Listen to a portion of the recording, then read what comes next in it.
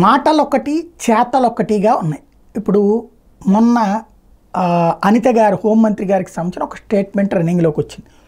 ఏదైతే వినాయక చవితి పందిళ్ళకి సంబంధించి ఆమె 20 రోజుల క్రితం మాట్లాడాను, మొన్ననే చెప్పింది. ఏంటది అంటే, ఓ పందిరికి సంబంధించి మైక్కి 100 రూపాయలు, అట్లాగే చిన్న విగ్రహం 6 అడుగుల లోపలదైతే కనుక 350 రూపాయలు, అంతకంటే పెద్దది అదేమో ఎంకో ఫ్రెండ్లీ కాబట్టి అంతకంటే పెద్దదైతే కనుక 750 రూపాయలు పర్ డే చొప్పున ఛార్జ్ చేస్తాము అన్నటువంటి.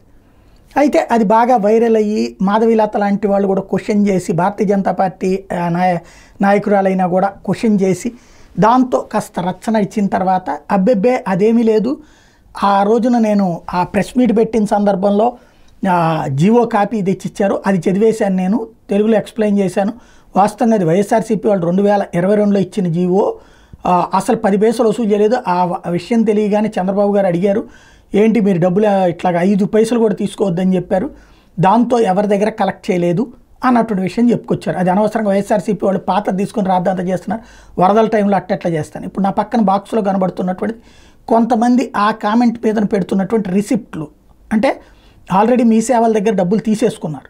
ఇప్పుడు ఇది ఎప్పుడు వచ్చింది అనిత గారి వివరణ, చవితి రోజు సాయంత్రానికి, అంటే అప్పటికంతా అయిపోయింది.